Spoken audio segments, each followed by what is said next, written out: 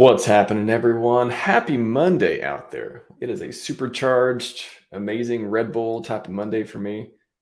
Should be a great stream. DCC is here once again, and we do love having him on the show. It's always a good time. He's got a lot of cool stuff to talk about as well. And I see we've already got lots of questions. I put them in queue, as I said in the chat. We will get to them as much as we can. Some pretty good ones, so appreciate everyone joining me here. This is exciting times in crypto. What's going on? Fed go up, prices go up, things go. What's going to go down? What's happening right now? We're trying to make sense of with DCC tier. Lots of stuff going. Hexes.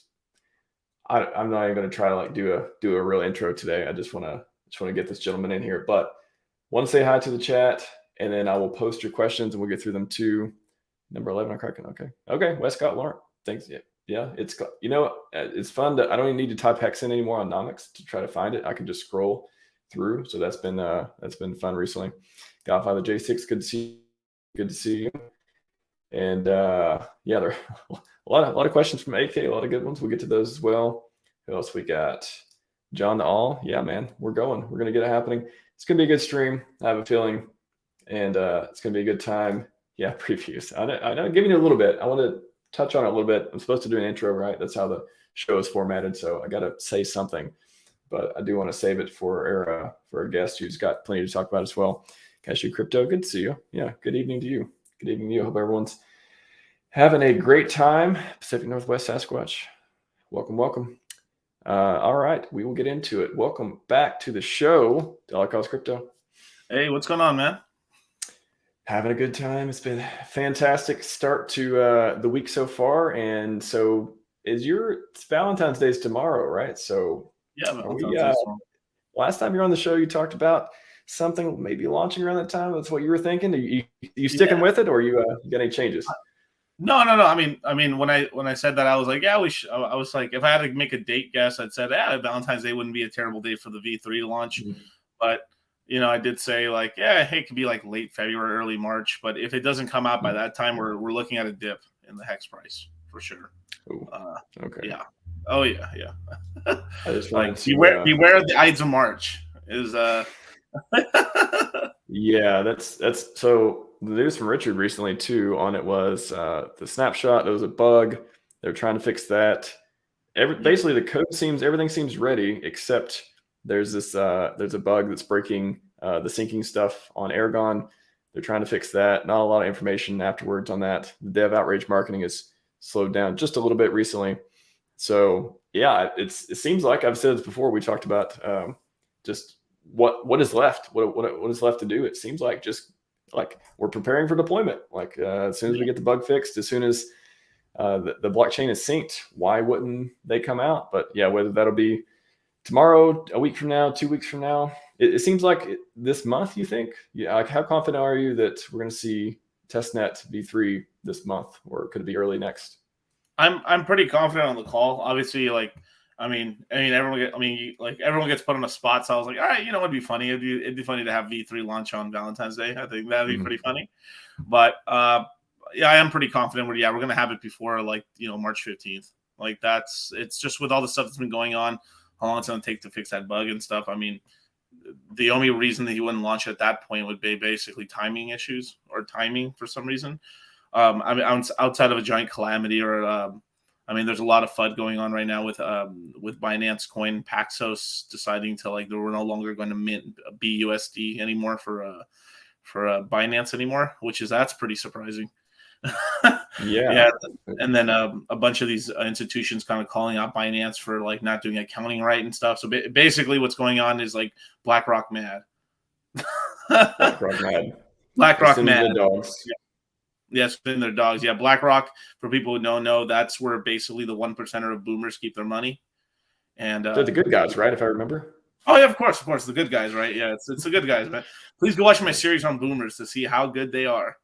But I have this whole I've started this whole kind of this is a 2 video series so far, but it's probably going to end up being closer to maybe a 10 or 20 video series on just baby boomers in general. Yeah, and generations and stuff. I'm going to do this whole thing on baby boomers, then go down to Xers, then go to millennials, and then go down to Zoomers, and then eventually once in a couple of years, once there's more data, I'll start doing a couple of videos on Generation Alpha, which are people born from 2020 onwards. Is that what they're calling now? Generation Alpha? Yeah, Generation A Alpha. They're just calling them Alpha. I mean, Okay. bro, I'd be so mad if I was born in 2040 and they're calling me Generation Beta. I'd be big mad. Yeah, like how does that work? Are we like, is it B now? I and then don't C know and then- who's coming up with these names, but it's just kind of stuck basically. Like this, I mean, generation. I mean, it's like Xers, Zoomers, Millennials, and stuff. I mean, they're Generation Z technically, but like they just call them Zoomers, basically. I'm definitely interested to see some of the production quality and some of the content you want to put out about boomers. I think they're extremely relevant as far as financial markets go. I mean, that's pretty obvious. So like seeing where their money's going and what was the biggest, as they retire, is that like one of the risks going on in the markets too? Is they're selling assets and stuff? It's kind of crazy. I mean, it's one thing that I've been kind of talking about in the crypto mindset courses and stuff like that, as well as like my YouTube channel. And I think I was even saying this. I wouldn't say right in the beginning of Discourse Syndicate, but kind of like maybe halfway into the AA, I started talking about this here and there about demographics. That we were getting pretty close to like a lot of baby boomers retiring. I mean, I think right now we're averaging about 8 to 12,000 baby boomers retiring every day. Pretty significant amount of people retiring every single day. And if I have the number correct, let's just say it is 8,000. Probably about 2,000 to 3,000 of them sell their homes and move to a different area. A lot of them just stay put. But you have a lot of movement of. Whoa! Did we freeze? Yep. To be back, right? Yeah. Do you see me? Was that me or you? I wasn't sure. I think that was me. Yeah, I think we're back. Oh, okay. Yeah, there we go. Yeah. So you have a lot of baby boomers moving to warmer areas and stuff. This is kind of one of the reasons why Florida is going to remain a strong real estate market. And this is why we're seeing a lot more losses in the West Coast, as well as a lot in Central America and central parts of America, even in New York and stuff like that. It's just like when you get older and you retire, you want to go somewhere that's warmer and stuff. So when you have to worry so much about the climate outside of hurricanes.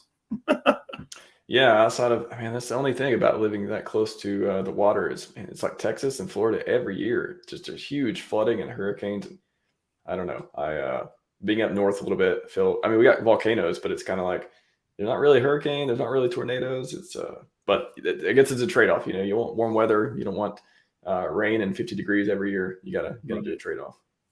No, definitely. So basically what's going on with the baby boomers retiring is that you're having the largest, technically now they're the second largest, but basically the largest generation worldwide on average, the biggest generation of all time in human history, starting to retire. And this is not just in the United States. This is in the whole developed world, across, China, Russia, all of Europe, and good parts of Asia as well and stuff. So it's like Canada. You have a very large baby boomer population, and most of the rest of the world didn't really have a large enough millennial generation to kind of replace the baby boomers, outside of maybe the United States themselves. I mean, it's kind of crazy. Like the millennial generation's like 5 to 8% bigger than the boomers. It's really not. It's not that dramatic, but we are a slightly larger. Now, the numbers can sort of vary on that, but this puts a lot of strain on the stock markets because you have people that are no longer net contributing anymore, and now they're kind of a drain. So instead of like rehypothecating dividends into the stock market, they're now drawing on dividends, or they're now starting to sell, starting to go into those. Have you ever heard of the 4% or 3% rule in equities? No, I haven't. So it's a retirement strategy. So typically the stock market returns about a 7 to 10% return, or the prices go up about that much with dividends. And basically what you could do is you could sell off 3 to 4% of the portfolio every year forever, and you won't lose, and you won't go broke. Basically, that's a big retirement strategy a lot of people use. And it's usually the 4%, but a lot of people use the 3% just to be conservative because of you can have a bad year and stuff like that. So since this money and these dividends aren't really going back into the market, you need someone else to be buying up into the Ponzi, and you're having a lot of millennials choosing to go into equities, or choosing to go into stock, into real estate or crypto, and they're not contributing really. So like The only way that they're really getting contributions now is through forced 401ks for the most part, and a lot of people are kind of opting out of that and stuff like that. So they were like the baby boomers were really like these people who really believed in like middlemen and really believed in just kind of like, here, take the money, invest it for me, I'll see it later, basically. And where millennials, Zoomers are a lot more like concentrated on where they put their money, because it's a lot harder for us to get money. So this is it's kind of some big key differences. Yeah, speaking of that too, and I'll get to questions in the chat, but just looking at the broader, like what's going on in crypto, for example, Kraken, have you been following is there a crackdown on the centralized staking? Is that good for the trustless protocols? What do you think about that? I mean, it's sort of, well, it's dangerous, because now most people like it's so, because we come from like a baby, like we keep talking about boomers here, but like because we come from this baby boomer sort of world. Most of the world, I mean, if you think about it, when you own stocks, you either own them on E-Trade, you own them through a brokerage account, or you own them through like a Robinhood account, right? You don't really own the stock.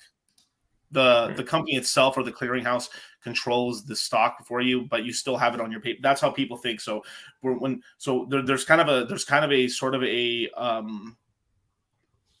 social divide, basically, between coming into crypto versus coming in from like regular equities and stuff, where it's been around a long time. There's businesses in place. A lot of this calamity and stuff that happened in crypto happened already very early on in the 1900s in equities already. So all this stuff's kind of been ironed out, through the last like 120 plus years, basically.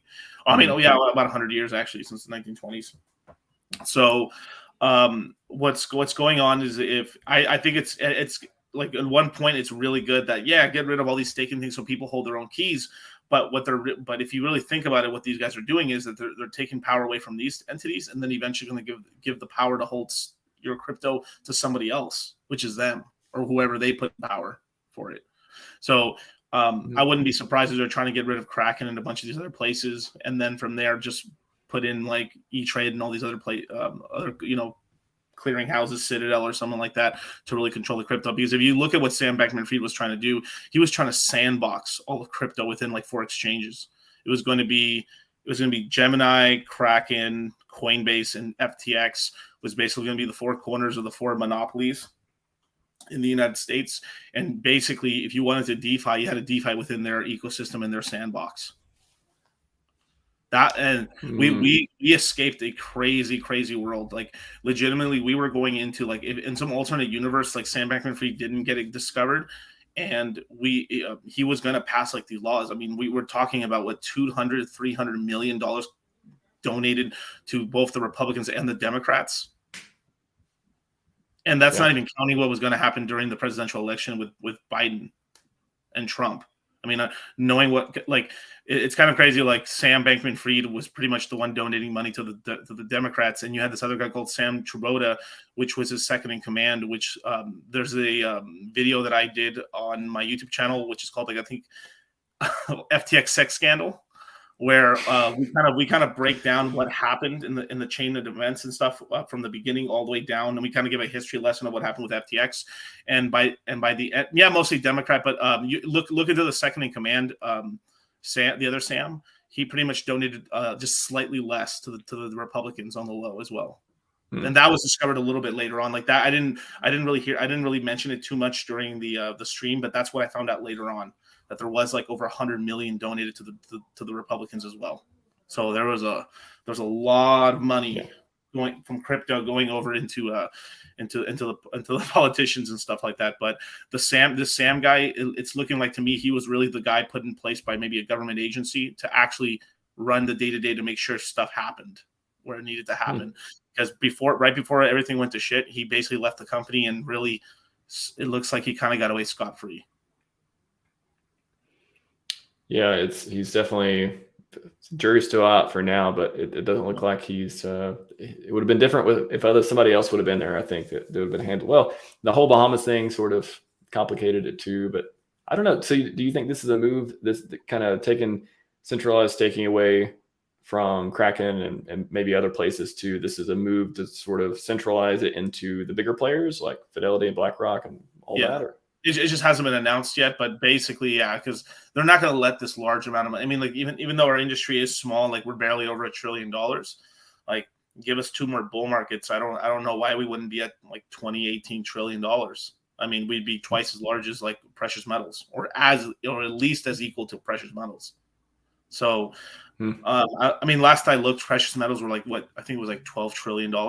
So, I mean, it's not inconceivable. I mean, at the peak of the market, we were at like 3.2 trillion dollars.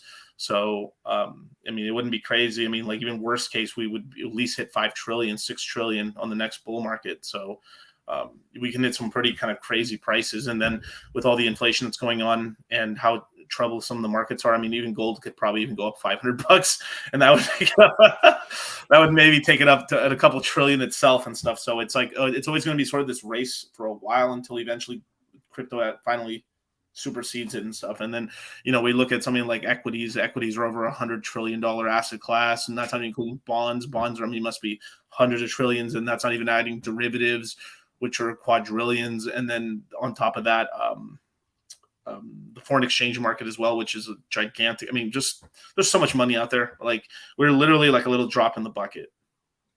Yeah. Well, just on the consolidation that may be happening with these moves, is there I guess, what is the picture that's good for HEX and the trustless, staking and stuff that we enjoy versus centralized? And is there like a good path forward, a bad path forward? What do you see? How do you see this shaking out? It's probably going to be somewhere in the middle. Like it's like we've already avoided the catastrophe that was going to be FTX. Like I know it's horrible what happened, but it was sort of like HEX unaffected, right? No user fund. I mean, all jokes aside, I know the HEX community was like, didn't lose a penny, baby. Ain't down quite a perk. Yeah. Haven't lost a gway yet, right? But yeah, but it regardless or not, I felt really bad for some of these communities, because like you got to think of it. There's some assholes who are really DeFi'd out and they still trusted to put their money there. That they deserve that. Okay, fine. But majority of these people were just like uninitiated people who didn't know any better. And then like a lot, like I've talked to some really sophisticated, and I'm talking about very, very wealthy individuals and stuff like that. And like when I check out their whole crypto setup, they got all their money on Coinbase. And at the very least, Coinbase, if you're going to do that, Coinbase is probably the best option. Like one thing, like Coinbase is actively fighting right now, the SEC, with this whole stuff. Like, he's like, no, we're going to defend our staking platform, because there's been some moves recently with even Coinbase and Kraken both leaving Japan right now. And I kind of get it and stuff, because like my business partner's from Japan. He kind of tells me like it's very mafia'd up over there. And if you don't really like sort of placate and kowtow to a Japanese corporation over there, you're going to have one hell of a time, basically. So yeah, so I think Coinbase is going to try to save it, but we've kind of entered a really weird place where like we were heading towards sort of the end of the Wild West, and we were going to start getting barbed wiring of the Americas and stuff, and now that's been sort of delayed a little bit longer. So basically, it looks like we're going to get another cycle of just like freedom with this one, and then we're going to start getting there's going to be some sort of give and take here. We're probably going to be somewhere in the middle, if I had to guess. Yeah, it's I just made me think of that tweet from Jesse from Kraken, because I saw the CNBC when Gary Gensler was on there. He's like, oh, all they had to do was fill out this form on our website. It's really easy. And he was quoting him. He's like, oh, I wish I would have known that. If I just had filled out the form, I wouldn't have had to pay a $30 million fine and all this stuff. And he was trolling him on Twitter. Is pretty funny. Yeah, I mean, it's kind of funny. Like recently they this is pretty wild. Like this story is pretty crazy right here. So the SEC, they finally decided to go after somebody else just temporarily. They're going after the Church of Scientology for hiding Church of Science. I don't know if the SEC's got the guns to win that one right there, but they're basically going to sue them for basically hiding $100 billion fund of money. Yeah. There's probably more money than that, really, if I had to guess. I wouldn't be shocked and stuff for how much money they swindled. But yeah. Tom Cruise is gonna have to do a few more Mission Impossible movies to help out with this fine that's coming. It sounds like. Yeah, it's a little crazy and stuff. And in the comment section, there was like, "Wow, the SEC going after someone else besides crypto." Wow, and like the comment section on Twitter's and like everywhere, like you would go on Facebook or Twitter and stuff, and it was just nothing but crypto bros being like, "Wow, they actually attacked somebody else. I can't believe this stuff." Yeah, I don't know. It's like this swinging. That's maybe one point too is swinging back and forth. FTX happened. That was an opportunity. We knew they were going to jump on the chance to talk about regulation or do something. Nothing really went through yet. And then now they have this, staking as a service. That's bad. Fill out this form. Of course, it's more complicated than that. Let's try to take that down. Brian Armstrong, Coinbase fighting back. I mean, a lot of people hate on Brian Armstrong, but I think there's plenty of reasons to believe he could be a force for good, at least at the capitalist level of crypto. Whatever you believe about that, that's on you. But he's not, he's no Satoshi. He's no this gentleman. Yeah. But he's a guy who seems to be fighting for some fair regulations one way or another. But it just seems like the consolidation, that theory does kind of hold some ground, because in the future, maybe that's the question. Like in the future, will it be this? You can use DeFi for trusted staking, or you can just buy your coins through this fiat on-ramp, wherever it is, Kraken and Coinbase, and then they'll automatically stake your coins, but you'll get all the disclosures, but they'll handle it for you. Is that the two directions? Can they coexist? Are they going to let it coexist? There we go. Yeah, sorry. It's lagging out a little bit there. Sorry. But yeah, we're probably heading towards more. I mean, it just takes a while. I mean, you end up getting, like, what ends up happening is that you get a large amount of people coming in. Like, the thing is right now we're going to end up ingratiating. Like, the first half of this bull market is going to be very DeFi heavy, very DeFi, and then as it continue on, what's going to end up happening is that you get an influx of people because of the gains, and then what ends up happening is that you have a bunch of normies, and then it goes too centralized. So I mean, like, this whole cycle, it has a very big DeFi slant in it. It's going to be a really DeFi heavy cycle. Basically, I have something called like cycle theory, where basically the first type of cycle or 4-year cycle that we have in the previous cycle, you get that amplified in the second cycle, right? So if you look at like the 2013 cycle, the 2014 cycle, however you want to call it, I think it topped out when Bitcoin hit $1,000. You basically have the creation of altcoins, and the creation of altcoins there. These were mostly just vaporware, and most of it just went to zero, but you had a lot of great things come from it, because that was some of the building blocks to create Ethereum. I mean, you had Vitalik working on Mastercoin and working on a lot of these. I think he worked on Colorcoin. I'm not sure if he did, but he got a lot of his early ideas from some of the early visionary stuff that they were trying to do on some of these altcoins. And then from there, you got a squaring of it, where in 2017 cycle, you had basically better vaporware. Better vaporware, and then you had the public come into it, right? So you tend to have like a first cycle be more of a trendsetter trailblazer cycle, and then the second one's more of a retail cycle. So from what I'm seeing right now, it looks like we're heading into a retail cycle on this next cycle. So the last cycle we were in, the 21 cycle, I would classify that as more of a trendsetter trailblazer cycle. So it was more of a early adapter cycle. And it was really, if you have to look about where we started at the bottom of 2019, $3,000 Bitcoin. There was nothing you could do with coins other than send it to a wallet. There's nothing else to do with it. You couldn't stake. This is before Hexi was even created in early 2019. We're talking about a time in the beginning, at the bottom of the cycle, where absolutely nothing existed. Like, crypto was basically just to send and receive. That's it. And by the end of the cycle in 21, we were able to borrow money on chain, use Uniswap, Tornado.cash. We had HEX, we had Curve, we had synthetics, we had derivative markets. We had the beginnings of some perpetual market. I mean, just in like 2-3 years, the amount of development that happened is just insane. Like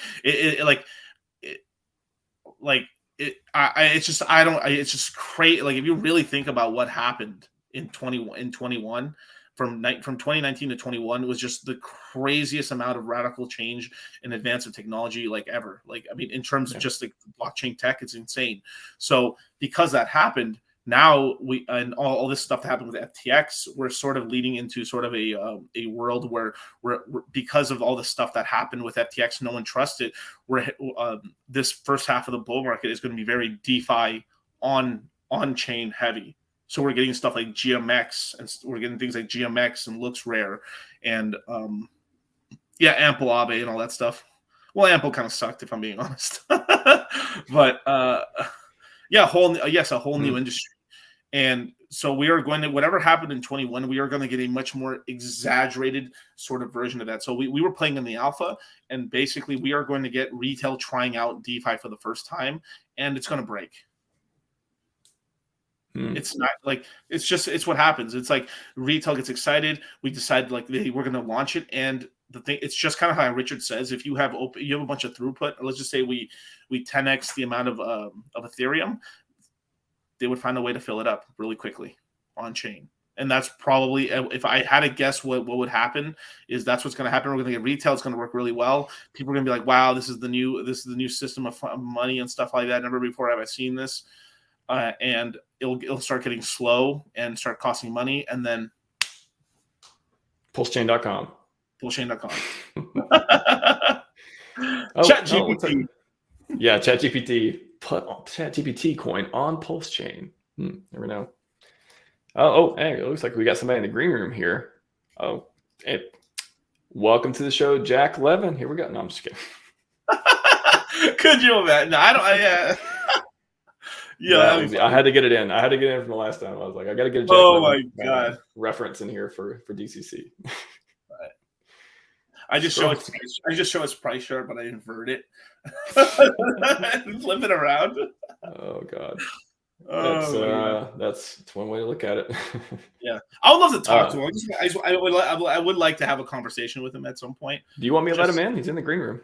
Are you serious? No. I mean, I don't doubt it and stuff. I mean, I know tons of people that know him and stuff. So it's like, I mean, shit. Stranger things have happened. You know, people do show. I mean, not all the time. It's when I have open mic. You never know who's going to show up. Jack Levin, if you want to come to open mic sometime. But I want to let you guys know, legitimately, look. I do believe now in the beginning, right? There's going to be a huge amount of fanfare when PulseChain launches. The fees are going to be great. We are not going to have a problem with gas fees or nothing in the first run up, but I promise you at some point, whether it's in 24 or 25, there is going to be a point in time when the fees start really ratcheting up pretty heavily on PulseChain. Because if our L1 does work really well, it's going to get filled up. I mean, we are faster than Ethereum. If they haven't changed anything, I mean, we should be like 4 times, 5 times faster than Ethereum. But imagine if we really started getting tons of people using stuff. We have a ton of on-chain trading.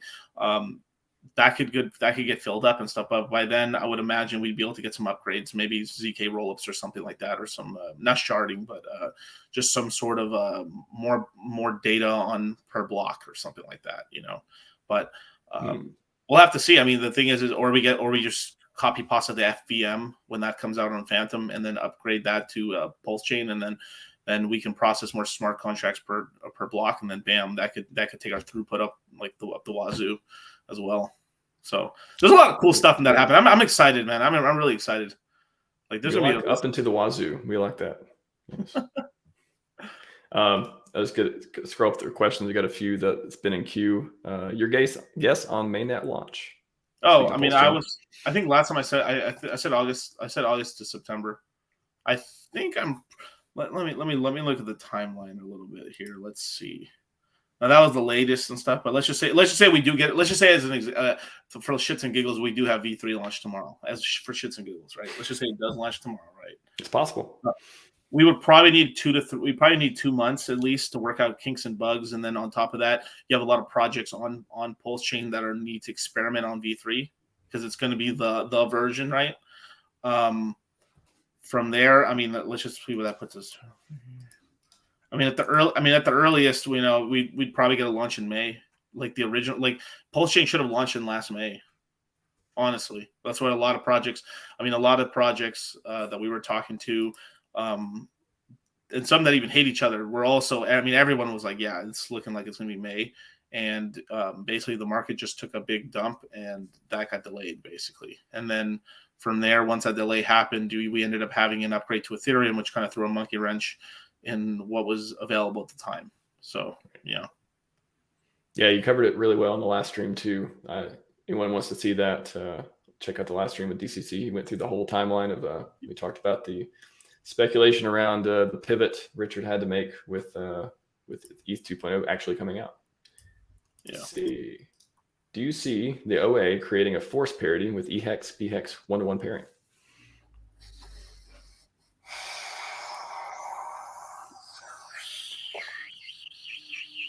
No. In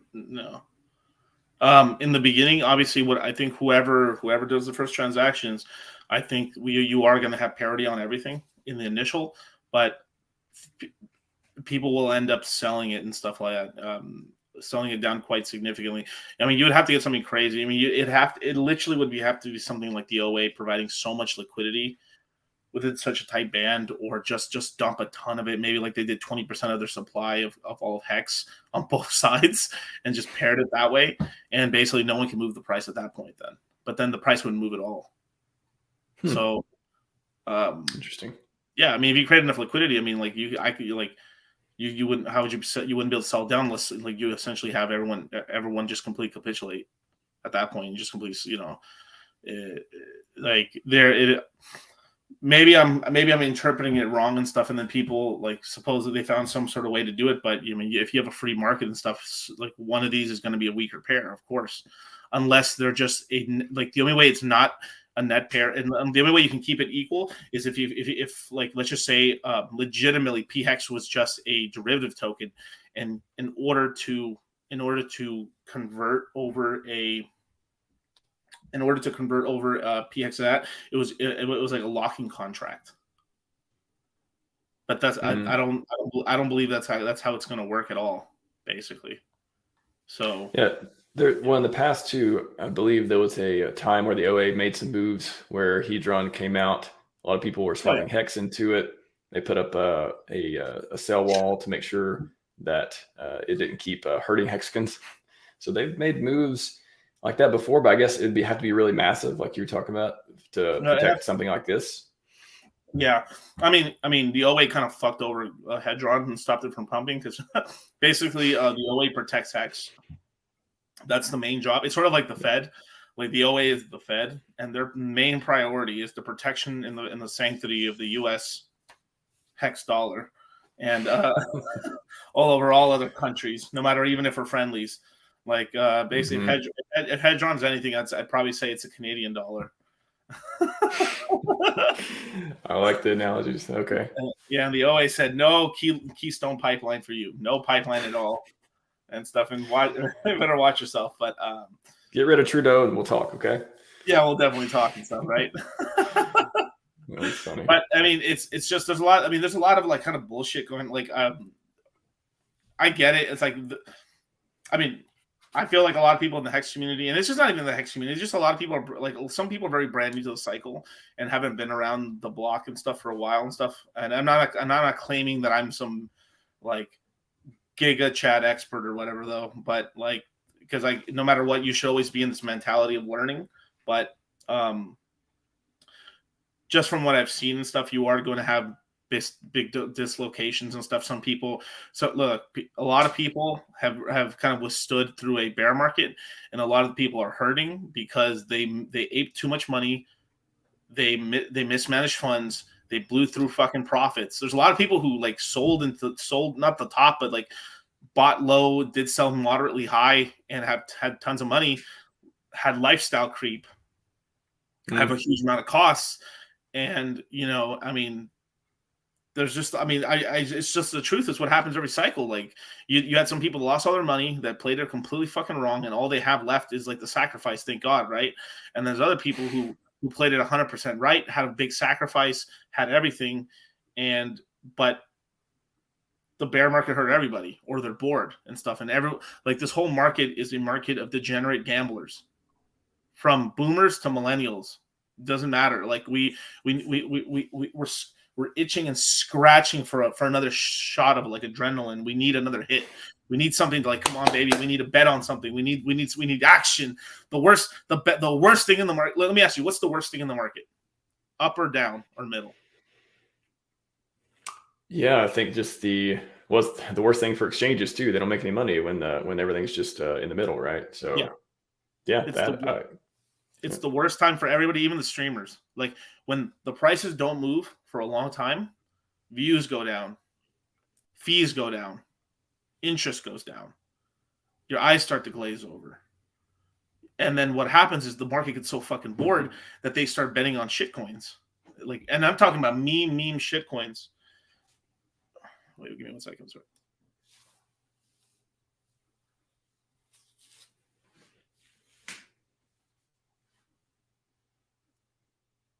Yeah.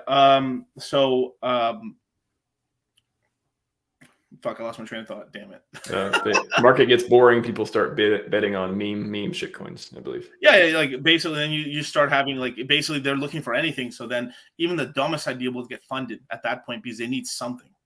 And then from there, then it usually starts warming up from there. And that's what I've noticed every time when things get very quiet, you get the dumbest things just really like popping off. I mean, I'm talking about very dumb. Like nothing moves for a while, and then everyone started investing into Boink in the dog money space. You know what I mean? Or Pets.com. Like Pets.com and stuff like that. I mean, one interesting thing, remember everyone was talking about the Trump NFTs? Mm-hmm. Yeah, they came out for $100. They're worth about 50% of an Ethereum right now.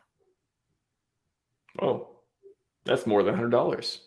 Yeah, I think $600 to $700. $600 to $700. Wow. Yeah, not too shabby, right? And those free alpha here. I mean, this is not even out. I mean, like, well, actually, probably is. It's so stupid it'll work, you know. But you could probably buy one of those Trump NFTs, and then when Trump runs next in 2024, they're probably going to go over an Ethereum. Legit, just because of the hype. Wow. Yeah, I mean, I hadn't even thought about the Trump NFTs, but yeah, it's funny enough. I hadn't even thought about them enough to even game plan for what a profitable situation would look like. But of course, yeah, the election coming up, they'll become more popular. Wow, there you go. There's your Trump NFT alpha for the day.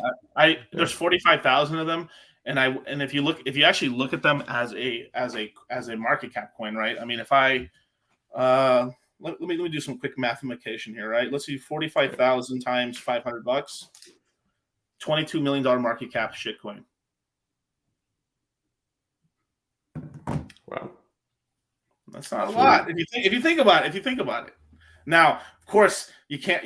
The one problem with like why maybe like it can't go that bananas is because it can't be fractionalized into a coin. Mm.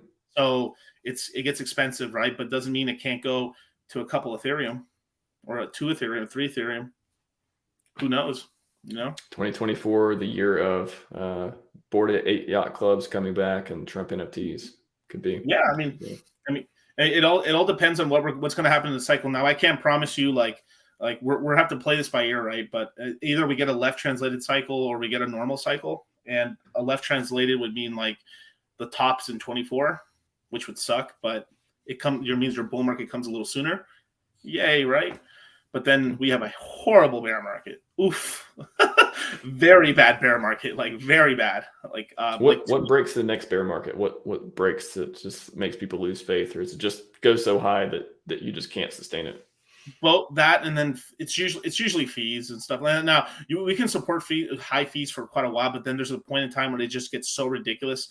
Like, I mean, like, remember at the end there where like it was so expensive, even OG Hex, most Hexians were just like, bro, it's costing me $3,000 to unstake a Hex stake plus, you know, like, and the longer you go, the more they cost, right? So something like let me say okay, like right now, like the stakes coming out right now for any OG Hexagon are 3 years old right now, and with 12 Gwei, 11 Gwei, it's costing almost $60 to $90 to unstake them.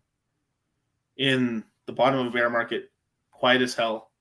And you can only imagine if during the bull market, the average GUI was 120 GUI. That was the average when that's usually the average there. So just add that up. That means like the average hex stake would be like what, $700, $800 on stake to like 1,000. And then if things got really bad, it just shoots up. So that means like I wouldn't be surprised on the Ethereum side, you probably could get $5,000 to unstake at some point near when the congestion gets really crazy. Yeah, I was talking to somebody on Twitter. They were asking this question too about the in-stake fees. And I'm like, well, Maximus DAO, perpetuals, trustless stake pools, they try to solve that. PulseChain, it may be for a while, cheaper fees that may help with it.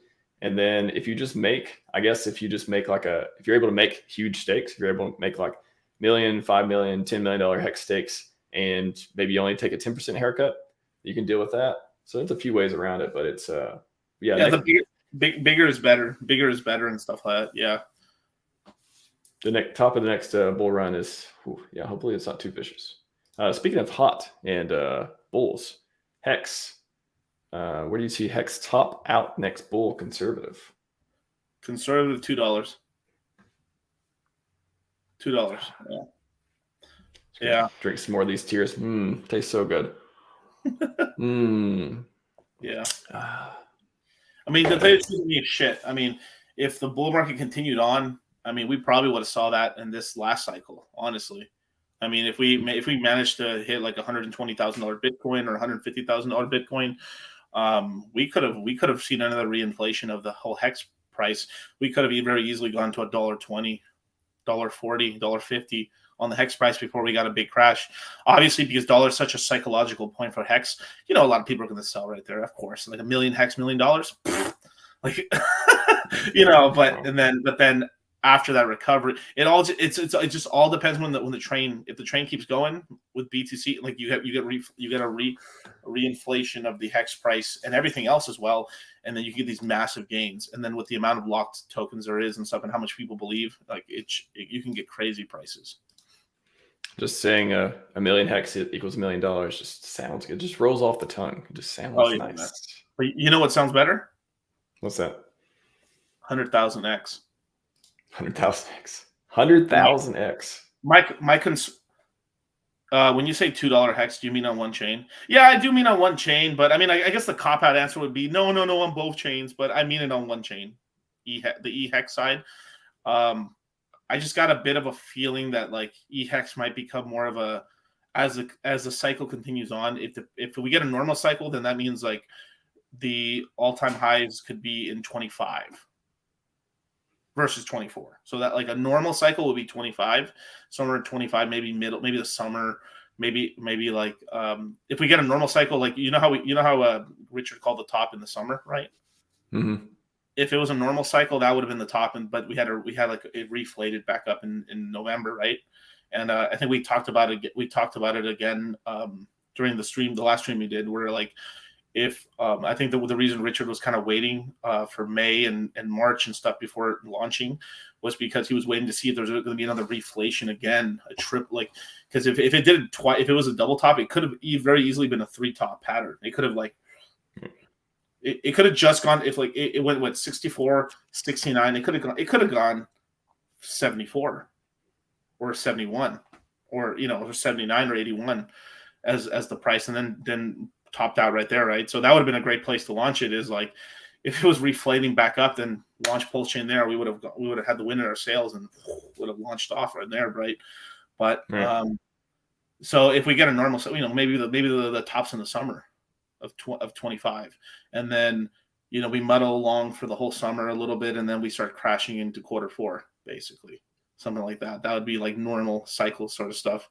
But we could get we could get something like crazy, because like from what I'm seeing right now, we're like if last cycle was more of a 2013, the 21 cycle, then this is a retail cycle. We can really have just a fucking like just retail crazy, man. Like it looks like a rocket ship when you show your hand like that. It looks like a rocket ship. It definitely was the rocket ship with the Rolex on it. Yeah, that's right. yes. But That's my favorite rocket ship with the Rolex. The Rolex on it, right? Power, right? By the power of Rolex, guide me. But I'm in Vegas. I say that shit a lot. It's kind of funny. I bet. Like it's very memeable too. Like it's gotta stick. One more from AK. He posted like 10 questions, and they're all good, but we just don't have time to get to them all. Why is just a counter trade the general mass buy PLSX dip real hard instead of PLS? Yeah, what do you think about? There's some framing assumptions there too, but what do you think about that? Generally, I think that's not a terrible strategy. I do think PulseX is more of a medium-term strategy. I think in medium term it does really well. I think initially it's going to do not that great. It still will do some X's off the bottom, right? Like obviously if everyone knows this, it's probably like, even though some people try to counter, like you can even believe some people, I've heard people saying like everyone's gonna buy PulseChain. So I bet you PulseChain's actually not going to do that great. But you have to know, like a lot of people just don't have, so it's going to get bought up. It's going to be strong relative to the pairs. But I think PulseX percentage guides from the bottom will make more gains than PulseChain. I think in terms of but price number go up. But by the time but it's all depending on when you have faith in it, right? By the time people have faith in PulseX, PulseChain probably will give you more returns, right? But if you're some of the people who did believe in it when it's in the shitter, then you'll probably make more gains or equal to the gains of PulseChain, just because how much more it's going to dip down percentage wise to itself and stuff. But I don't like talking about prices. I can talk in general, like, oh, like X is down and stuff like that, or ratio trades, of course, that's fine. Mm-hmm. But I like having it being real. Once I see live in action, I can figure out the psychology of the market at that point, and then I can sort of figure out a good trajectory. And I'm usually pretty accurate on it and stuff. Obviously, you can't be 100%, but like you can more or less get a gist, like sort of you can sort of like kind of figure out what's going on from there. But I think AK's strategy is not wrong. It's all about like what you're doing. What you're doing is you're counter trading human emotion, which you can do, right? But you got to like the thing is you have to be almost robotic, or you have to be very emotionless when you're trading against humans, because they're very emotional people. But there's also that famous expression of I can be irrational longer than you can be solvent. Mm-hmm. Right. So this is why people who try to bet, I mean, like Richard says it all the time, like people try to bet against like these obvious kind of MLM sort of companies like Amway and like Herbalife and stuff. We know they're fucking bullshit, but people believe in it and stuff like that. And this is kind of like what I've been saying about what cryptos are, is that they're some of the most powerful money-making apparatuses in human history. But they're a fusion of multiple things. Imagine like this is what like I like watching sports here and there a little bit. I mostly like fighting sports, but for most of my life I really hated soccer or football. I mean, basketball is okay, I guess, but but mostly team sports and stuff, because sure, if like you back the team, you're like, yeah, my team won. What did you get out of it? Nothing really. I mean, outside of maybe like you go to the bar and you have some buddies who are into it too as well, but really, there's not much of a game. But imagine your team won and then you won money. That it's mixed. I mean, cryptos are basically you're fusing a community with a religion with money. Very, very powerful combination. Very powerful. And so some people could be like some of these like some of the famous people that I use, like maybe the XRPers, maybe the Zenners or the XRPers of this cycle or whatever. but they can be so emotionally invested, but use their high intellect to basically come up with every reason copium for why they're not wrong. Now, people say this about every community. They can say it about the Hexicans as well and stuff, right? But so I mean, Zen will probably have a pump at some point. I mean, maybe deep into the bull market, but at some point they are going to be right. It's like a wrong clock's right twice a day.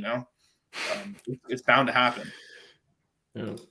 Just to tack this one on while we're talking PulseChain, we'll move on. I think one good thing I could think out of this too is we talk about PulseChain X's and PulseX, but what does happen to Hex? Is it if people are buying that, is that taking money away from pumping the Hex price, or does it is it just so good for Hex that it just can't help but go up? Like, how does that dynamic work?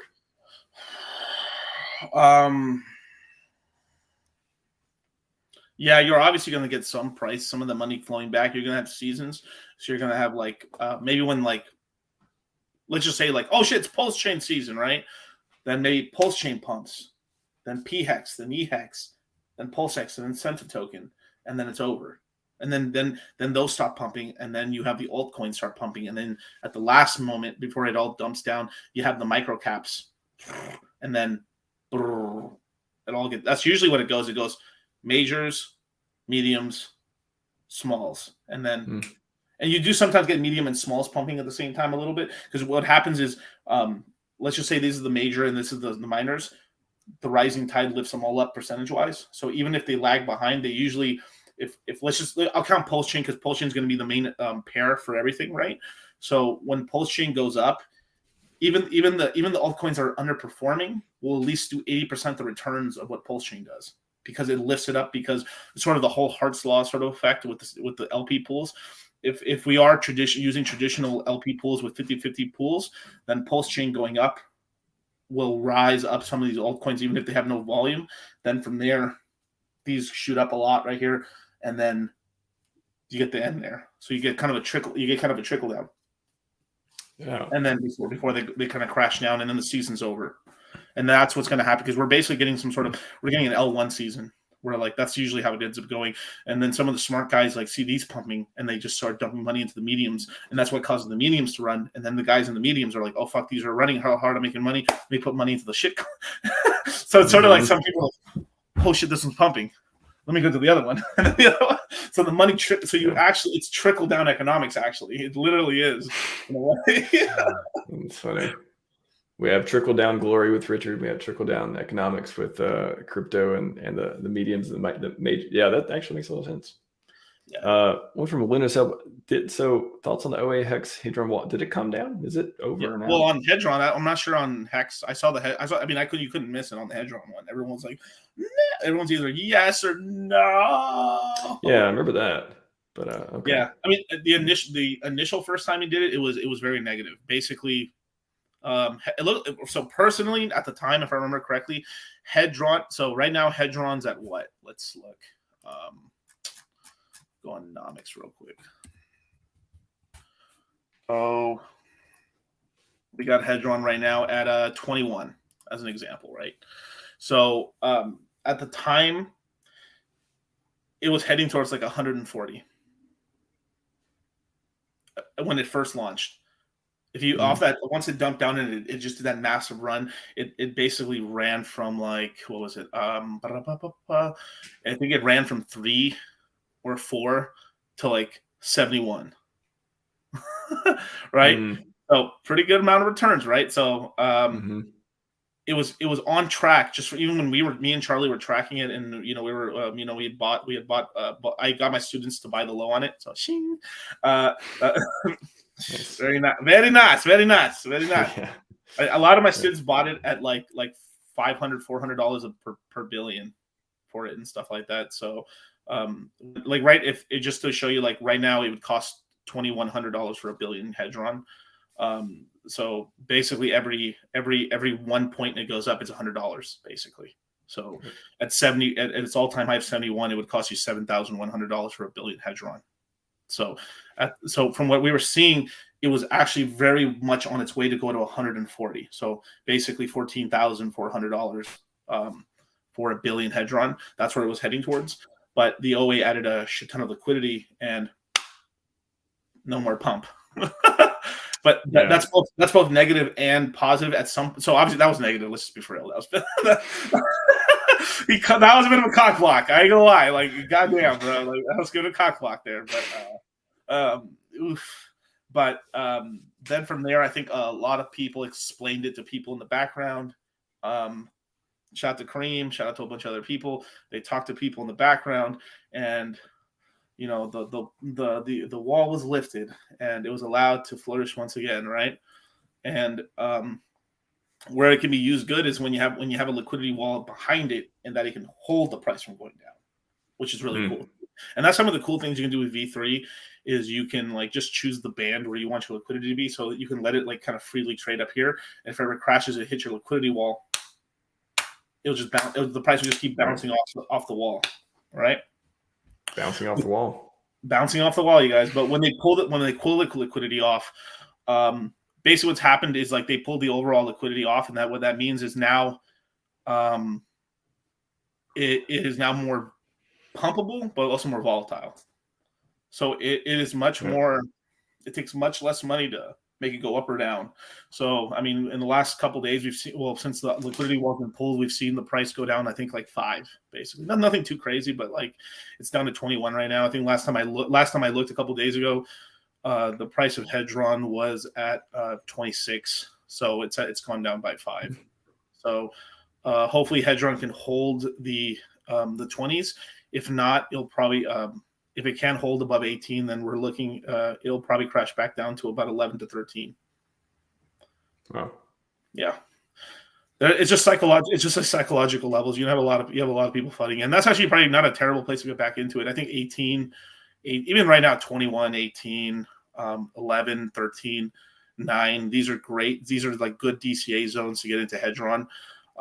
The beautiful thing from what we've seen in the history of Hedron is that Hedron cannot pump past its all-time high without HEX pumping, or at least being because imagine like so. Okay, after that initial first pump we got on Hedron, and then it dumped down.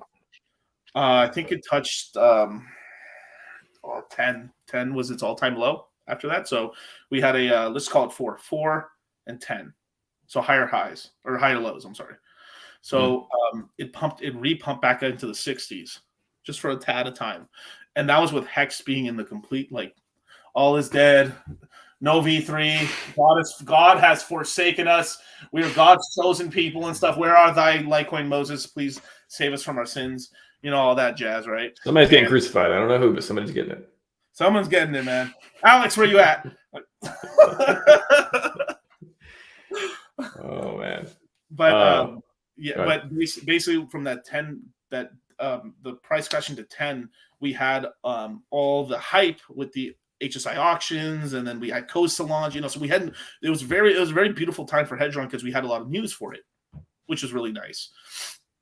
So with all that news, we were able to pump really back up pretty high and stuff like that. A lot of people made some money on that. We came back down, and now with HEX kind of moving a little bit, this actually caused a move in Hedron. But Hedron right now doesn't have a ton of news outside of maybe an auction here and there. But I'm pretty sure you do have Alex probably cooking some stuff up in the background to keep the tokenomics going for Hedron and stuff like that. And it is very, I do like what Hedron is because it does help HEX out in the end time anyway, because it does lock up HEX, which is good. Yeah, and those sweet lots of NFTs. Seems like you made a good decision getting into those early if you're holding those. Oh yeah. Past principle. Yeah. I think now we're I think we're price positive on all of them. I think yeah. Price positive, icosa yield pool is insane. It's like every time I look at it, I'm like, whoa, is this how much over 100% is this thing? It's people are getting some crazy numbers out of the staking features. That would be one thing I would love is a new UI. Is it just really would be nice to see the APY. I mean, I know there's some people making some custom ones. They have little janky ones on Word or whatever. But that would be one thing. Word calculators, you nerds and your Excel calculators, put it into a website, make it polish it good. Shout out to Crypto Sloth. You say Hedron 3 times and he appears in every chat. Doesn't matter where. He's always 3 times slower to join than everyone else, but he makes his way there. He's a sloth, thick and thin. Speaking of Red Bull Green Bear, only 48 hours to stake below 25K T-share. Lock them in because of God. Yeah, what's gonna happen tomorrow? Anything interesting? Yeah, well, I mean, basically he mentioned it right here. Basically, a big HEX stake is coming out for the God Whale, and as soon as he mints it, he either can just let it die and rot away, and then that ends up paying us out, which would be really cool. Shout out to God Whale if he does that. That'd be really nice. Thank you, bro. But but if not, he pulls it out. That will instantly raise the share price up. So basically, because if the share price didn't raise when you had a big stake come out, because he'll be the highest ROI in the system at that point when he pulls it out, then someone could repothecate their HEX stake back in and get more T-shares. So it was a way, like, you could basically kind of glitch and get not an infinite HEX T-share game, but you could sort of like game it where someone could just keep growing their T-shares and stuff. So the T-share rate's going to increase. I think if I remember right, I think it goes up like 500 or 600 HEX for the T-share point. So it's a pretty sizable increase and stuff tomorrow or in the next couple of days, whenever either it's tomorrow or the next day. Is it pretty much a foregone conclusion that he seems to be benevolent? Well, we don't think any like crazy No, selling is going to happen. No, I don't think anything's going to happen. But I do expect at some point he will sell something. At some point, like not Maybe he has yield. Yield or he'll do some because like I mean you got to if he's being like really cool. I think Godwell has plenty of money. He like he has plenty of money. He already had money outside of Hex and stuff like that before he even got in and stuff. But maybe one day he just yields off of it or does something like that. And I think like if it's a long time from now, I think that's hey, it just is what it is, But he's been a really benevolent person and has really just helped out the Hex community out. So shout out to Godwell. Shout out to Godwell. Yeah, he and if you're making good decisions now, do you care if people were dumping Hex in 5 or 10 years? Make better decisions now, so you're not as affected. I guess. Right. So basically, if you want to have more T-shares, basically make a stake right now because you'll get more bang for your buck in T-shares. Basically, because once you unstakes that, you'll get less Hex. You get less T-shares for your Hex stake. Basically. Yeah. Sure. What's up, Paul? Good to see you. Just going through the chat, trying to catch up a little bit. Love chat. Chat's been posting a lot of good questions too. Sorry, I went from the top down, and when that happens, I'm gonna miss some. But I'm trying to get some here. Oh, correction, 23 hours for. Thank you for that correction. I'm glad we know this better now. Oh, rich liberation, cool. What's up, Sloth? You're here and you were slow. We appreciate you. Compliments both. Here's one. What do you think about the OA daughter moving their Hedron liquidity? Yeah, you know anything about this? Yeah, that's what we were talking about earlier. Yeah. Right. Okay. Yeah. Gotcha. Yeah, the thing, OA. The daughter wallet. The OA wallet and the daughter wallet. It's the same. It's it's the same thing. It's just like we just came up with some like it's a wallet where they move some other wallet. Like the OA has has the main wallet and then moved a bunch of Hex into a bunch of other wallets like that and stuff. So they're like OA grandkids and cousins. We just basically, yeah. OA wallets and stuff like that. I wouldn't, but it's. Yeah, I'm not too worried about it and stuff, but it has caused volatilities. But then all it takes is like one big person or just a couple people with $1 million or not even like just keep buying up the price and the price could just go up crazy, So yeah, unless the OA daughter wallet just put liquidity at some crazy high zone so it doesn't get past something. If it's wide open, Hedron could just go like that with some good news. Yeah. Yeah, it's. I guess it's due for one. It's been a while since. We thought the auctions, generally speaking, would be a pump-mental. If that was would you call that a buy the rumor, sell the news event, or just a nothing burger in the middle of the bear market? No, it wasn't a nothing burger. Like legitimately, it was an upgrade to its fundamentals, so it is good. But like this is something that I wish I could talk to Alex about a bit. Is like they need to incentivize different stake lengths because basically the market the HSI market that's currently created right now is very brittle personally. So if you're not in the market for a 15-year stake, what do you use it for? Yeah. Now I'm not saying like maybe the right move is just to concentrate money like it. Fuck it, I'll just say it. Fuck it, just take it. But just because I would like to see this change on Hedron, because I like Hedron. I got a lot of Hedron, so I care about it and stuff. So sure, I want it to do good. So one thing that they could do is like use some of the money they have in the pot there to maybe incentivize people making different lengths of HSIs, where it makes financial sense for the person to stake out their Hex and get paid on the Hedron or icosa yield, maybe, who knows, and that. You would just do it.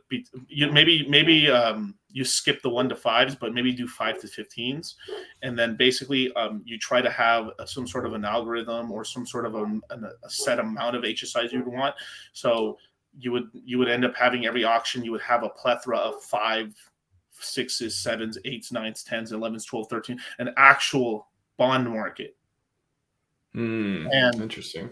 That would probably end up really helping out the ecosystem there. And then from there, people then go to the market and actually go, You know what? Like, because then if it's like, wow, let me actually use my Hedron here to actually buy some cheaper. So let's just say as an example, right? Let's just say like I buy Hedron and it's 40% cheaper for me to buy a 7-year stake HSI than it actually is to go buy my Hex, stake it, and then from there that will cause the Hedron price to really track much more closer to the Hex price, because Hexicans who are trying to fill up, because like I'll be like, fuck, you know what? I'm missing a lot. I've got a big hole in my wall, I got a big hole in my ladder right now in 2028. It'd be nice there. Now this is where you can nitpick a little bit, where like maybe it comes out to like you have to choose. Then some people are like, well, yeah, but then they all come out in January or whatever. But I guess it doesn't matter as much. But maybe like there's a microtized incentivization model, maybe like where you have them in these end of every having like them at every quarter and stuff, and that's where you'd have to make it. So then people would be able to buy like, oh, I really want a 5-year ending in the third quarter stake or something like that. But if that's a little too technically advanced and stuff, you could just do like a little simple, just like, and just let people choose their fucking dates or whatever. But yeah. But that's the way I would upgrade. That's the way I'd upgrade Hedron right now. And chef's kiss. That shit. I'm telling you, man. I mean, trust me, your boy knows tokenomics, man. If it wasn't illegal for an American to make coins and stuff, I don't know, man. I'd be out here, bro.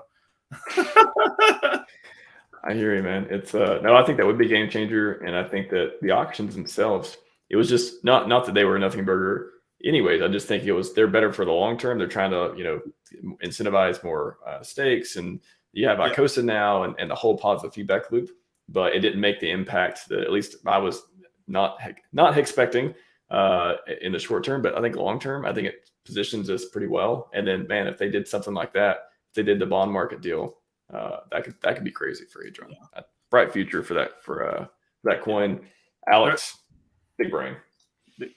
Yeah, shout out to your boy, man. But one other thing too that is, this is not FUD. I mean, well, sort of a little bit, but it is. But the thing is like I know some people in Hex that have a lot of Hex and they don't fuck with Hedron at all. And I've talked to a lot of them before and just kind of see what's going on. And like, I get some of their gripes, and then I get it. Like one thing here is like really the icosa. I mean, like the Hedron stakes haven't really proven themselves in terms of like they've never been paid out. How do they don't know if they work. What would like? So that's where one thing, like if they created, I mean,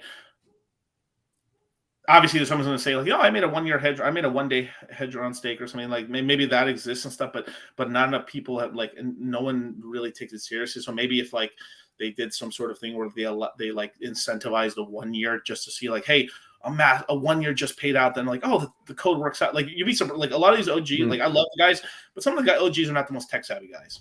Some of them are, but some of them are not like at all, right? And true believers, they're here, they're staked, they're controllers of emotion, right? But legitimately, if like, man, if I don't see that them dare contract code doesn't work and stuff, then I'm just not gonna like put my money in that, man. My daddy told me like if you gotta be careful you stick them, man, you got them Hedrons and stuff like, man, I don't know about that contract code, man. Like Al seems like a good kid, but you know what I like that. But that's basically, yeah, like, and that's the problem too, is that they're all 15 years. So it's like 15 years, and like, let me put that into context as well. Now I'm a Hexican. I have 15-year stakes. I have every year in stakes, right? But as 15 years is longer than the existence of crypto.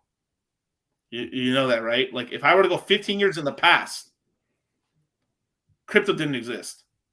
Crypto existed in 2009 with BTC. So 10 plus 12, was 13. Crypto's been around 14 years maximum. 13 years and some months. So a 15-year stake is longer than the entire existence of crypto. And this is not me funny. This is coming like, I love this shit, right? Now, I think one thing that might maybe put a little more ease in the market a little bit, like you were talking about Maximus earlier and stuff. I think a lot of people are going to get pretty bullish on Maximus and everything like that. There's going to be some pump in that ecosystem once you have the base token actually pay out.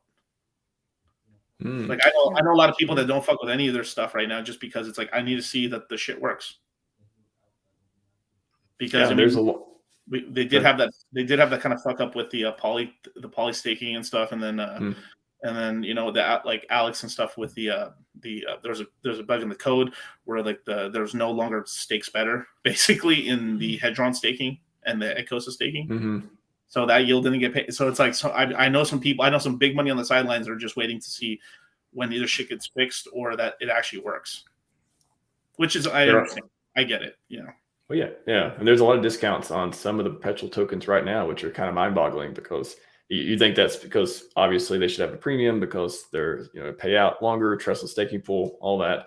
You think that's just people not getting in as much right now? Is that liquidity issues? Are those two related of why people aren't diving into the derivatives as much? Some are liquidity, a little bit of liquidity. Yeah, there's some of them need to have more deeper liquidity pools, but other parts as well, like they need to push them out more in terms of marketing and stuff like that.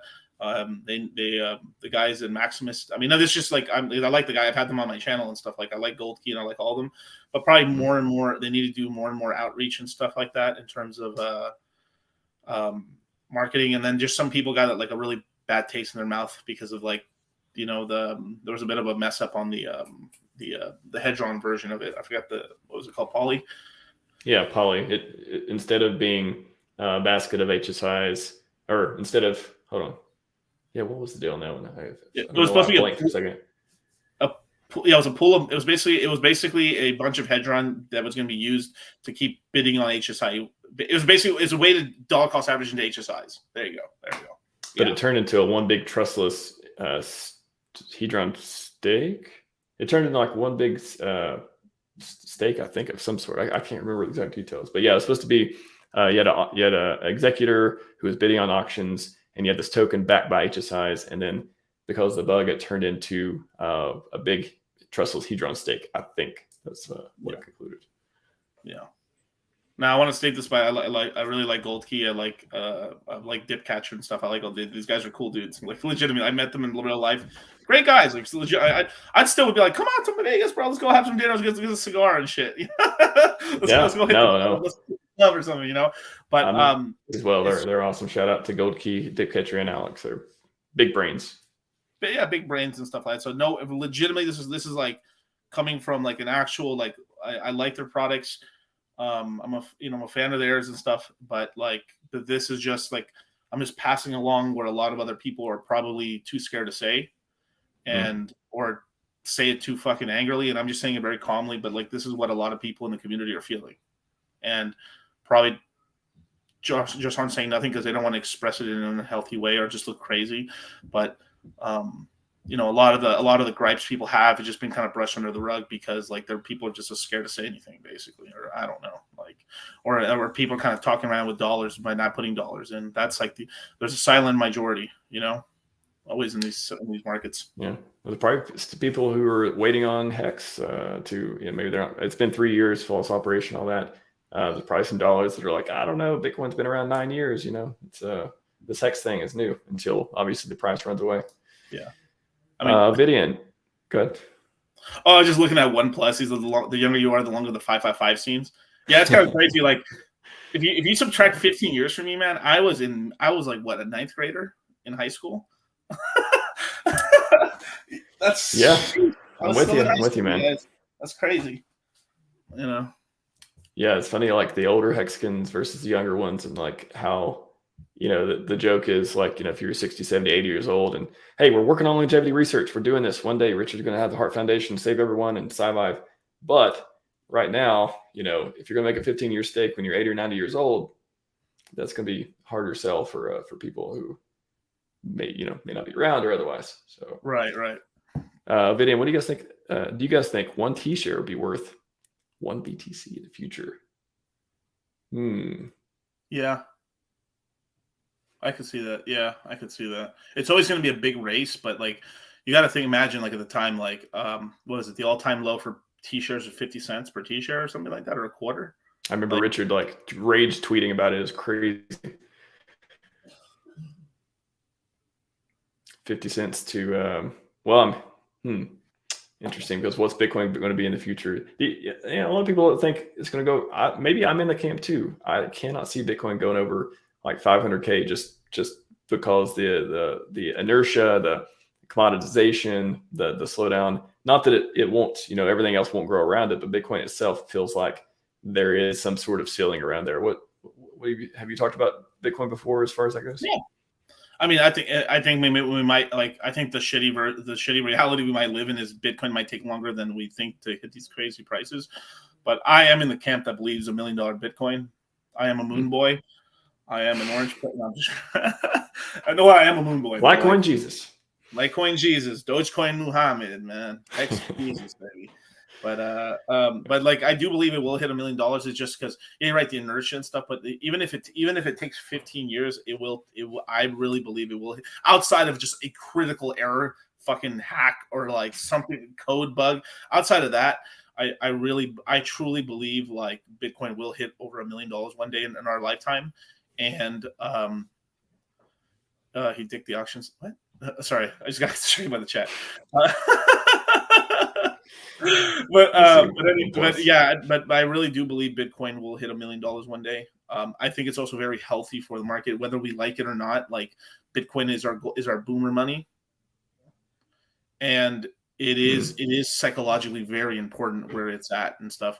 I mean, Fallout Zone does have like a really nice quote right there. Was like, how does DCC see Ethereum passing it up? I mean, it might happen one day.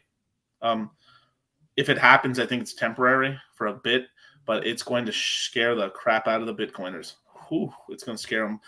But if we keep just getting the innovation of Ethereum and the rest of the L1s and stuff like that, you could seriously, like in a cycle or two, you actually could legitimately get Ethereum being the number one crypto.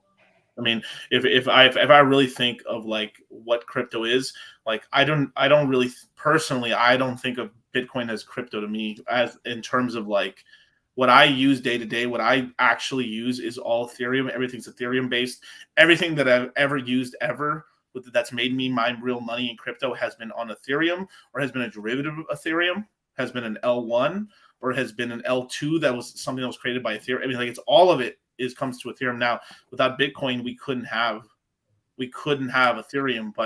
But if you really think about like what is really your coin, what is really DeFi, it is Ethereum. Yeah. It's Paul Tudor Jones. Is he buying, is he buying Solana or the latest L1 or something? He's probably buying Bitcoin, right? A lot of those institutional guys, that's where they want to. They want the sound. They want the 9-year money. I think more than the other ones. Yeah. But a coin being born doesn't mean it won't go up. I mean, the thing is like our whole ethos of crypto is wrapped up in BTC. Like I sometimes get into a little bit of like not arguments, but kind of like medium arguments with people. We're at a cigar lounge and we're talking about like philosophy about like crypto and stuff like that. That there is some people even some people I really like and stuff that just like. They have more respect for Bitcoin. I respect Bitcoin, but doesn't have my ultimate respect really, just because it's not like, but it is in its position. So people would just buy it as insurance. Even I have it as an insurance policy. Like, why not? Like buy 10, if you can afford 10 BTC, put it in a Trezor, throw it away and lock the key. You know what I mean? And it's like breaking case of retardation. And start your portfolio back, A little baby axe beside of it. Yeah, right. Little hammer. like. Yeah. Watch why we covered this a little bit in the beginning. Talked about Kraken and staking and stuff, but staking okay in the US, use decentralized MetaMask target. Yeah, what can you parse out of that one? Is staking okay in the US using decentralized MetaMask? It's okay for right now. It's mostly they're just going after the businesses and stuff. So users are still okay, but maybe way down the line they'll get advanced enough. Like, I mean, the SEC is kind of right now at like early 2020 in terms of prosecuting people or looking into people. So like right now you have a lot of like, if I can remember the NFT projects, they're going after a lot of NFT guys right now. So what I'm seeing right now is we're like this next cycle, like So okay, so you know, I mean, you've noticed this, right? Every time the market gets really hot, you get a lot of celebrity endorsements, right? Mm-hmm. Right. So in 2017, you had a lot of guys being, hey, Katy Perry coin, hey, Floyd Mayweather coin, or whatever the hell it is, right? And then Mm-hmm. it went to like them like either having their own coin or them like, hey, buy this coin, basically, right? To then, hey, this is my NFT. So if they start going after NFTs and they start prosecuting NFT guys, you end up getting guys getting sponsored probably by crypto gaming companies or doing something like that. Like you always got to watch where like the celebrities go, and then you have a lot of the dumb money in there and stuff, and really you get some. So I'm seeing a lot of like you're probably going to have a lot of celebrities backing like video game companies and crypto in this next cycle.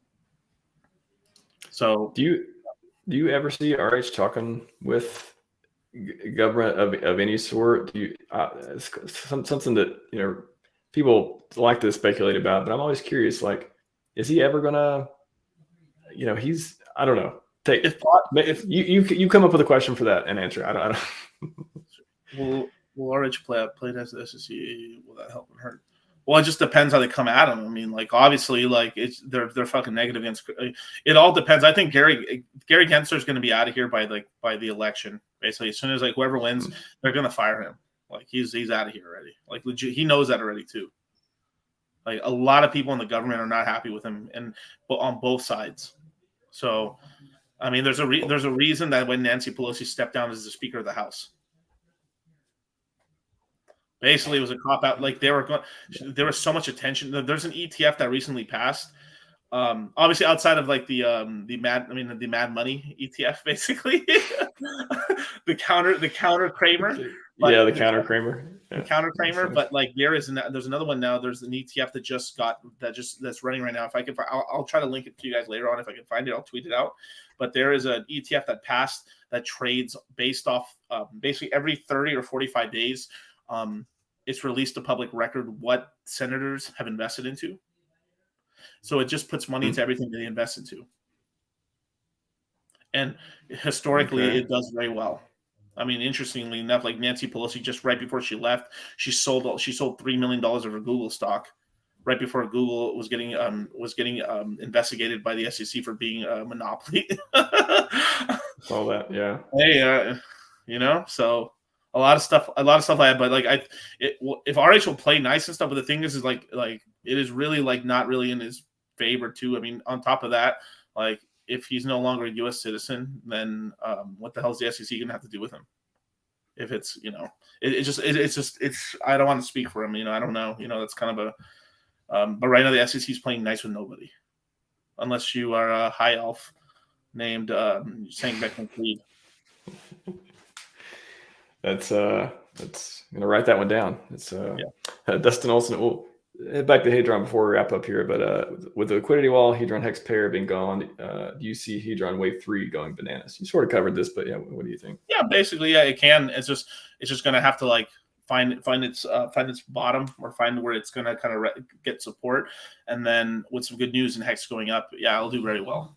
I think hopefully if we actually get Hex doing multiples from here, we can actually get a really great price. We can maybe even finally get a brand new all-time high in Hedron, which would be nice. Yeah. I like that a lot. That's an interesting one. So do you think that? So we're forking Ethereum 2. We have PulseChain. Do you think that PulseChain, how affected for regulation or centralization or anything they could use to try to hurt ETH? Do you think PulseChain is still affected? Less affected? What do you think? Not initially, but what happens is if they put regulation to onboard money, if you stop the vehicles in order for U.S. dollars to enter into the space, yeah, you hurt everything. Even I don't care if it's PulseChain, it will be hurt, because if you can't get new people into the system, you can't get fresh capital. Imagine if you couldn't dollar cost average money from your job. What would that do to a system? Bad, right? So it can hurt. So it's like, that's why we have to pay attention to it. But the beautiful thing is these boomers are retiring and they're losing grip over the system over time. It's just, we need more of our good people to kind of start going into office. And the thing is just like politics is just so disgusting. It's just, but it's like some of us have to do it.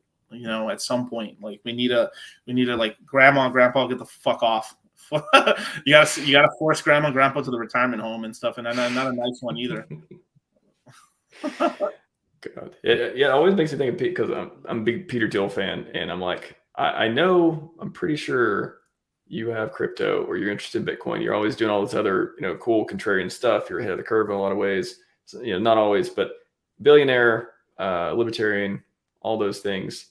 Peter Thiel, where are you, man? We need, like, where's your billions of dollars helping crypto go to the moon? Like, where are the billionaires? Do you think eventually they'll come out, or what do you think? Yeah, I mean, they're all secretly, but I mean, like most billionaires worth their salt probably have like 0.5% to 3% of their portfolio in crypto on the low, and that's not only coins. They're probably infrastructure plays or companies or investments and stuff, but they're in the, like, they have allocations. I mean, realistically, if you're a billionaire, you put $10 million into crypto, right? That's like 1%. You put $10 million in crypto, you get yourself half Ethereum, half Bitcoin, and then a plethora of shit coins. Like, if crypto really takes over the space, I mean, that you'd be back at $1 billion at some point. You know what I'm saying? It's kind of like, if shit goes really bad, like, that crypto would kind of save your ass. I mean, imagine that. I mean, like, let's just say you did $2.5 million into BTC, right? Like, what? Let me see what that is like. Let me do some quick mathematication here.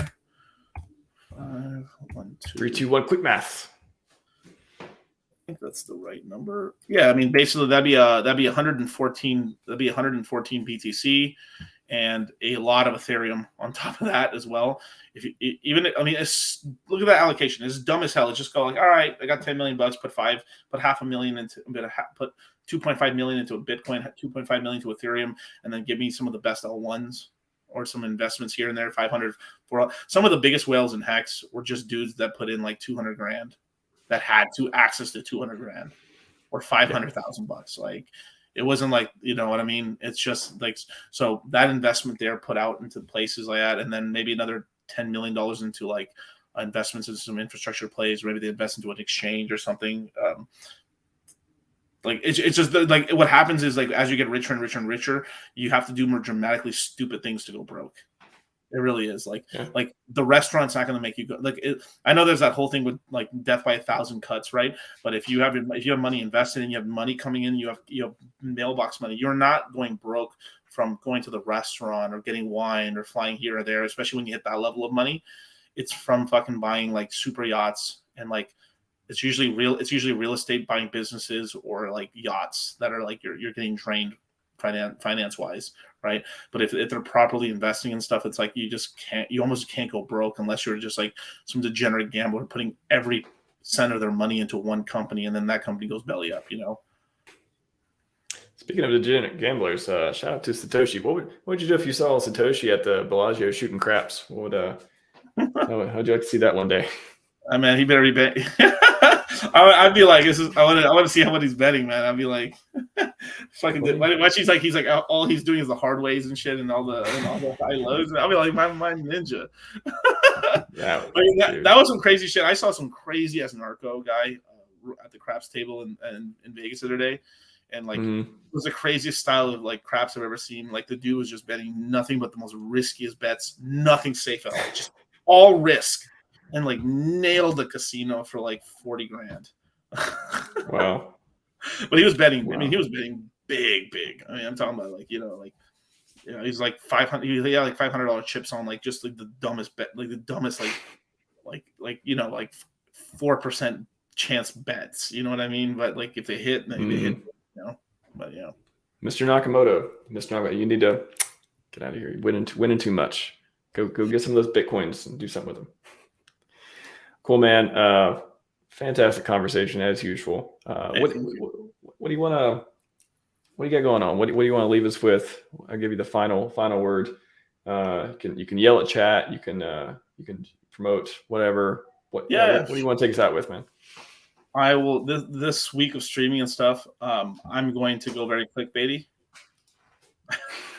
I'm going to go very. Explain yourself. It's going to be a lot of candy, but there's going to be a lot of medicine in there. But I'm going to do a lot of HEX. I'm going to do some good amount of HEX content, but I'm going to do a lot of very clickbaity stuff this week. I just said as an experiment, I'm going to do the most insane amount of clickbait ever. Like, it's going to go like like pretty hardcore. But it's gonna be fun. I hope you guys enjoy it. It's gonna be funny. I'm excited. Wow. All right. So tune into is it at dollar cost crypt, right? There's no O on There's Twitter. 15 characters on Twitter, but yeah, dollar cost crypto on every platform, YouTube, Instagram, Twitter, basically, and everywhere else, basically. Don't have a TikTok though, but yeah. If you want to see some outrage, clickbait tweets, sounds like DCC's got some cool stuff coming up. So tune into him. Yeah, smash all the buttons if you like. Appreciate everyone showing up. Great questions. You really fueled the conversation. I didn't have much to go off of today, so appreciate all the good questions. And with that, I shall say Scivive and 5555, everyone.